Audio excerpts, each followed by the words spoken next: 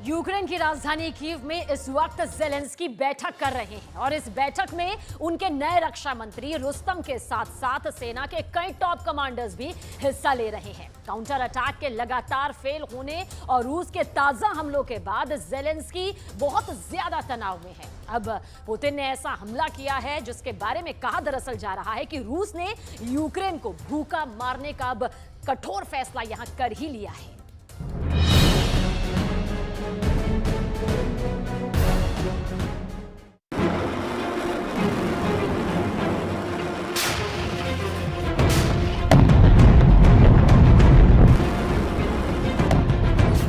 अनाज की बोरियों में लगी ये आग बहुत भयावह है। यूक्रेन से विदेशों में जा रहे अनाज रूस के ड्रोन हमले में धू-धू कर जल गए।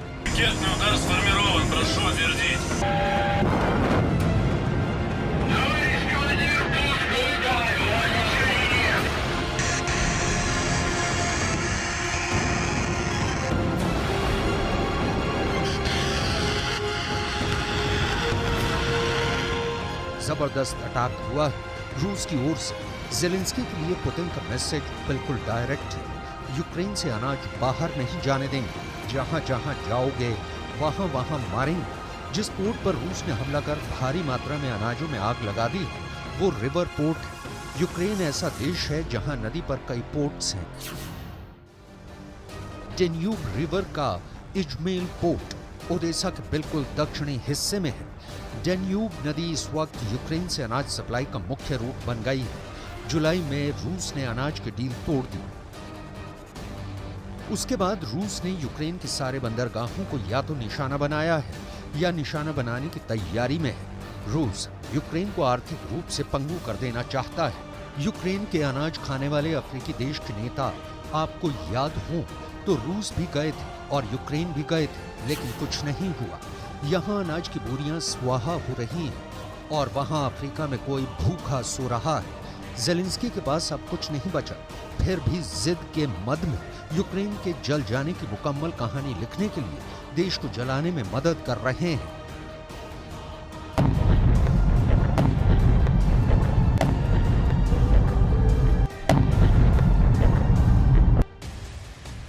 यूक्रेन की वायुसेना ने टेलीग्राम पोस्ट में कहा कि रूस के बलों ने रविवार भोर में डेन्यूब नदी क्षेत्र में जोरदार हमले किए।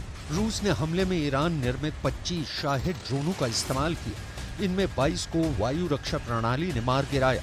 यूक्रेन के राष्ट्रपति व्लादिमीर ज़ेलेंस्की के चीफ ऑफ स्टाफ एंड्रियो यर्माक ने इसे दुनिया में भूख और अनाज संकट पैदा करने वाला कदम करार दिया है। जिस काउंटर अटैक यानी ज़ेलेंस्की की जवाबी कार्रवाई की करतल ध्वनि से नेटो ने गुणगान किया वो औंधे मुंह गिरा हुआ है।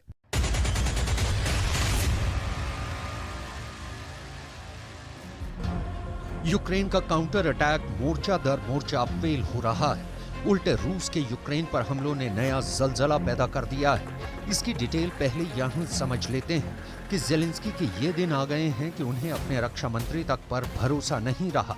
ज़ेलेंस्की ने यूक्रेन के रक्षा मंत्री को उसके पद से हटा दिया है, लेकिन पुराने रक्षा मंत्री की जगह जिसने पदभार संभाला है उस रुस्तम की डिटेल आगे दिखाएंगे। अभी यूक्रेन के रक्षा मंत्री की विदाई का ABCD समझ लीजिए।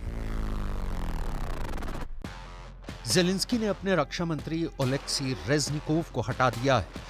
ओलेक्सी रेज़निकोव जंग शुरू होने के 3 महीने पहले नवंबर 2021 में ही यूक्रेन के रक्षा मंत्री बने थे। ज़ेलेंस्की ने इसकी घोषणा टेलीग्राम अकाउंट पर की थी।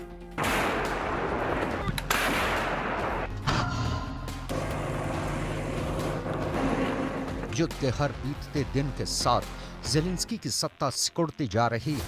नेटो के तमाम हथियार समर्थन के बावजूद जंग में यूक्रेन की हालत पतली दिख रही है। एक नहीं, इसके कई उदाहरण सामने आ रहे हैं। इजमेल पोर्ट पर ब्लास्ट की तस्वीरें भी आपने देखी। अब आप रूस के यूक्रेन पर किए सबसे ताजा हमले की तस्वीरें देखिए। ये तस्वीरें बताती हैं कि अमेरिका वाली पैट्रियट एयर डिफेंस सिस्टम भी रूस को नहीं रोक पा रहा है। ज़ेलेंस्की अपने ड्रोनों से रूस में क्रेमलिन टू क्राइमिया हमले तो कर रहे हैं, लेकिन पुतिन के हमलों को रोक पाने की यूक्रेन में कभी भी नहीं आई। यूक्रेन के इसी सच पर पर्दा रखने के लिए ज़ेलेंस्की ने रक्षा मंत्री को बदल दिया। वरना युद्ध काल में अनुभवी सैनिक की बलि भला कौन चढ़ाता है।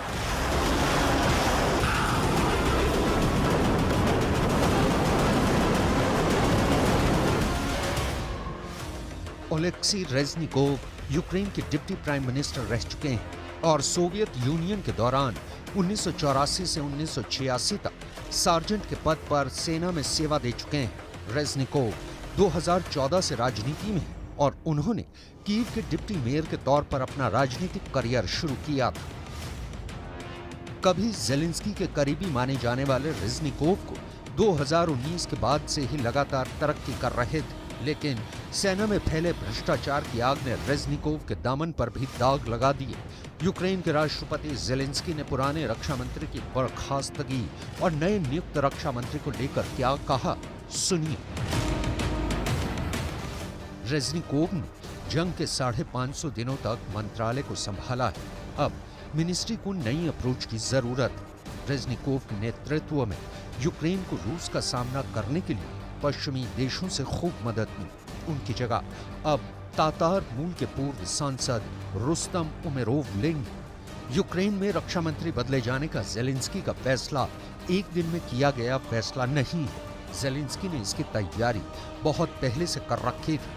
कहा जा रहा है कि डिप्टी डिफेंस मिनिस्टर हन्ना मलियार के बयानों को तरजीह देकर ज़ेलेंस्की ने संकेत दे दिया है कि यूक्रेन के रक्षा मंत्री की जिम्मेदारी संभालने की असली हकदार उनकी नजर में कौन है। हन्ना मलियार का सबसे ताजा बयान सुनिए। Минулого тижня Збройні сили України знищили більше 3 тисяч, майже 4 тисячі ворожих бійців. Це і вбиті, і поранені, і взяті в полон.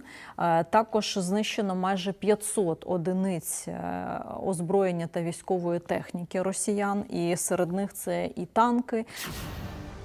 हन्ना मलियार यूक्रेन की सियासत की उभरती सितारा है। हन्ना की आवाज और उनके तेवर को पूरे यूक्रेन में पसंद किया जाता है। हन्ना ने जब से यूक्रेन के उप रक्षा मंत्री का पद संभाला है, चर्चा में रही है। लेकिन ज़ेलेंस्की के दरबार में हन्ना को अभी भी कई चुनौतियों से गुजरना पड़ेगा। अभी तो रेज़निकोव को रक्षा मंत्री पद से हटाकर ज़ेलेंस्की ने रुस्तम उमेरोव को नया रक्षा मंत्री नियुक्त किया है।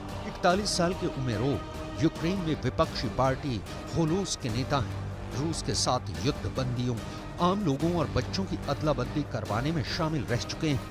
रूस के कब्जे वाले यूक्रेन के इलाकों से लोगों को निकलवाने में भी अहम भूमिका निभाई।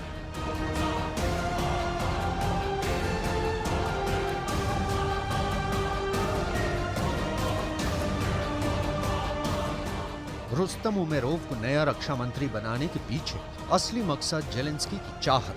रुस्तम भी हो सकते हैं और नेटो की चाहत भी कि पुराने रक्षा मंत्री को पद से हटाया जाए। ज़ेलेंस्की नेटो की इच्छा जाने बिना रक्षा मंत्री तो दूर अपनी रक्षा में खड़े सिपाहियों तक के तबादले नहीं कर सकते, क्योंकि ज़ेलेंस्की की सुरक्षा में सिर्फ यूक्रेन की फोर्स नहीं, अमेरिकी इंटेलिजेंस सर्विस के लोग भी लगे रहते हैं। लेकिन अभी तो चर्चा उस असली कारण की जिसे यूक्रेन में लोगों को इशारे में बताया गया है। ये मामला यूक्रेन में रक्षा मंत्रालय के भ्रष्टाचार का है। डिटेल समझिए। ज़ेलेंस्की की आर्मी में भ्रष्टाचार। पहला उदाहरण, 24 जनवरी को यूक्रेन के डिप्टी डिफेंस मिनिस्टर याचेस्लाव शापोवालोव को भ्रष्टाचार से जुड़े एक स्कैंडल में फंसने के बाद इस्तीफा देना पड़ा था। न्यूयॉर्क टाइम्स की रिपोर्ट के मुताबिक इसी स्कैंडल के चलते ओलेक्सी रेज़निकोव पर आरोप लगने लगे थे। हालांकि ओलेक्सी पर सीधे तौर पर भ्रष्टाचार का कोई आरोप नहीं है। माना जा रहा है कि जंग के बीच रक्षा मंत्रालय में हुए स्कैंडल से दुनिया भर में यूक्रेन की छवि बिगड़ी है। दूसरा उदाहरण, अगस्त में एक स्कैंडल का खुलासा हुआ। इसमें दावा किया गया कि यूक्रेन के सैनिकों को मिलने वाली मिलिट्री जैकेटों को 3 गुना ज्यादा दाम पर खरीदा गया। वहीं सर्दियों की जैकेटों के बजाय सैनिकों के लिए हल्की गर्मी की जैकेटें खरीदी गईं। जैकेट सप्लाई करने वाले सप्लायर के दस्तावेजों में इनका दाम $29 प्रति जैकेट है, जबकि डिफेंस मिनिस्ट्री ने इन्हें $86 प्रति जैकेट की दर से खरीदा दिखाया गया है। युद्ध के दिनों में यूक्रेन के पास जो कुछ है, जो रूस से लड़ सकता है, वो सेना ही है। देश की अर्थव्यवस्था में जो भी खर्च निकालना है वो सेना के लिए निकालना है। हथियार खरीदने से लेकर सेना की वर्दी खरीदने तक युद्ध काल में ये बहुत चुनौतीपूर्ण काम होता है। सेना के लिए जो खर्च हो उसमें कमीशन खोरी या भ्रष्टाचार ना हो, लेकिन ज़ेलेंस्की की सेना इस आरोप से खुद को बचा नहीं पाई।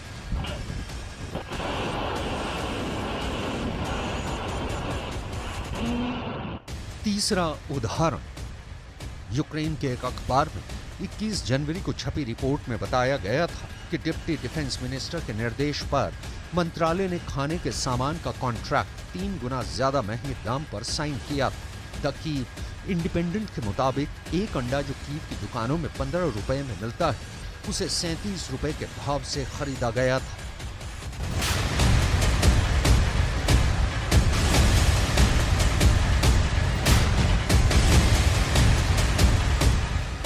अमेरिका और नेटो देशों से मिल रहे अरबों डॉलर की सहायता के बीच यूक्रेन में हो रहे खुलेआम भ्रष्टाचार की चर्चा जोरों पर है। भ्रष्टाचार के आरोप में डिप्टी डिफेंस मिनिस्टर पहले ही इस्तीफा दे चुके हैं। ज़ेलेंस्की ने रक्षा सामानों की खरीद के मामले में हेराफेरी को लेकर रक्षा मंत्रालय के कई सीनियर लेवल के अधिकारियों को बर्खास्त भी किया है। ज़ेलेंस्की के हाथ से युद्ध का मोर्चा और घरेलू मैदान का मोर्चा दोनों निकलते जा रहे हैं। F-16 और नेटो की ताकतों पर गुमान कर ज़ेलेंस्की युद्ध के फैसले की आखिरी तारीख और बहुत दिनों तक नहीं बढ़ा सकते। इस सूरत में क्या रूस यूक्रेन महायुद्ध का फैसला बस आने ही वाला है?